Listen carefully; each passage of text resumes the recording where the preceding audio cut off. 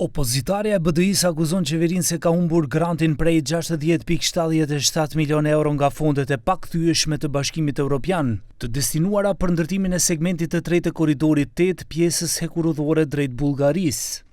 Sipas dokumenteve zyrtare të dorëzuara nga vetë qeveria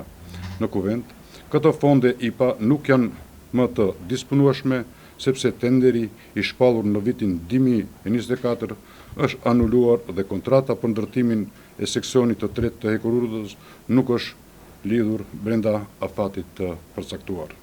Edhe ish ministri i jashtëm Bujar Osmani reagoi dje duke paralajmëruar se humbja e këtyre mjeteve dëmton interesat strategjik të NATO-s dhe i shërben ndikimit rus në rajon. Ndaj akuzave të integristëve u përgjigj zëvendës ministre e transportit nga radhët e Vlenit Kaltrina Zekolli Shaqiri, e cila pikërisht dje njoftoi se grupi i përbashkët i punës mes Maqedonisë së Veriut dhe Bullgarisë ka arritur marrëveshjen për aktivitetet, afatet dhe hapat e ardhshëm për realizimin e tunelit hekurudhor ndërkufitar të korridorit 8.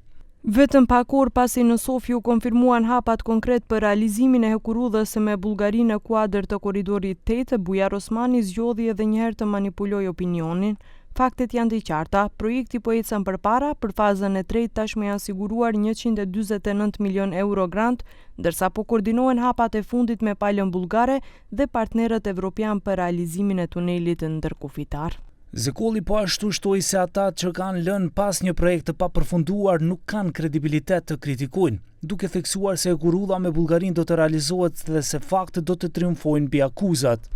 Por edhe pas kësaj Osmani u kundërpërgjigj duke thënë se pavarësisht dallimeve politike, nuk ka pritur fyrje dhe nervozizëm nga Zekolli, duke shtuar se një gjë mund ta priste edhe nga të tjerët përreth saj. Mëtej Osmani shkruan se grupet e punës Maqedoni-Bullgari të nisura më herët humbën vazhdimsinë me ardhjen e qeverisë aktuale, duke akuzuar ministrin Aleksandr Nikolovski se përmes veprimeve politike ka tentuar të ridrejtojë fokusin nga korridori 8 drejt korridorit 10.